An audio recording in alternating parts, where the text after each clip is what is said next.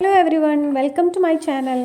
ഇന്നത്തെ റെസിപ്പി ഒരു north Indian കറി ആയാലോ. ചപ്പാത്തിക്കും നാനിനും ഒക്കെ സൂപ്പർ കോമ്പിനേഷൻ ആയ ഒരു ഹരിയാലി ചിക്കൻ കറി റെസിപ്പി തയ്യാറാക്കാം. ആദ്യം തന്നെ ഇതിൻ്റെ മസാല തയ്യാറാക്കാം. അതിന് വേണ്ടിയിട്ട് ടെൻഡറിലേക്ക് ഒരു ഉള്ളി സ്ലൈസ് ചെയ്തത്, അധികം മല്ലിച്ചപ്പും പുതിനയും ഇട്ടിട്ടുണ്ട്. കൂടെ ഒരു 4 പച്ചമുളകും, ഒരു ഫുള്ള് വെളുത്തുള്ളിയും, ഒരു കഷ്ണം ഇഞ്ചിയും, തൈരും കൂടി വെച്ച് നന്നായിട്ട് ബ്ലെൻഡ് ചെയ്തെടുക്കാം. ഞാനിവിടെ 600 ഗ്രാം ചിക്കനാണ് എടുത്തേക്കുന്നത്. അതിലേക്ക് ബ്ലെൻഡ് ചെയ്ത് വെച്ച മസാലയും ആവശ്യത്തിന് ഉപ്പും കൂടി ഇട്ട് നന്നായിട്ട് മിക്സ് ചെയ്തിട്ട് ഒരു 1 അവർ നമുക്ക് റെസ്റ്റ് ചെയ്യാൻ വെക്കാം. അവർ വെക്കാൻ പറ്റിയില്ല, ഒരു ഹാഫ് ആൻ അവറെങ്കിലും വെക്കണം. ഇനി ഒരു പാനിലേക്ക് കുറച്ച് ഓയിൽ ഒഴിച്ച് സ്പൈസസ് ആയിട്ട് പട്ട, ഗ്രാമ്പൂ, ഏലക്ക, തക്കോലം, ബേ ലീഫും കൂടി ഇട്ട് അതിലേക്ക് ചെറുതായി സ്ലൈസ് ചെയ്ത ഉള്ളിയും കൂടി ഇട്ട് ഉള്ളി ഒന്ന് കാരമലൈസ് ആയി വന്നു കഴിഞ്ഞാൽ, അതായത് നല്ല ബ്രൗൺ കളറായി വന്നു കഴിഞ്ഞാൽ മാരിനേറ്റ് ചെയ്ത് ചിക്കനും കൂടി ഇട്ട് എല്ലാം കൂടി ഒന്ന് നന്നായിട്ട് മിക്സ് ചെയ്ത് കൊടുക്കുക.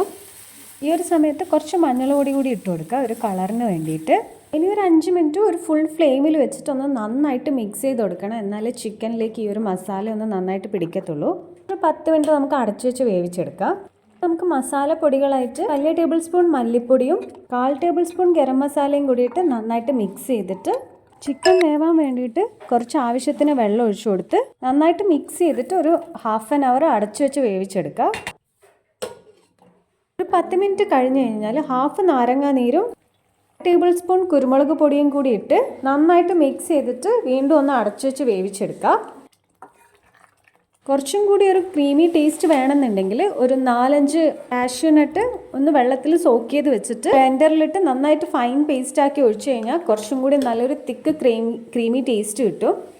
നമ്മൾ സിമ്പിൾ ആൻഡ് ഈസി ആയിട്ടുള്ള ഹരിയാലി ചിക്കൻ ഇവിടെ റെഡി ആയിട്ടുണ്ട്.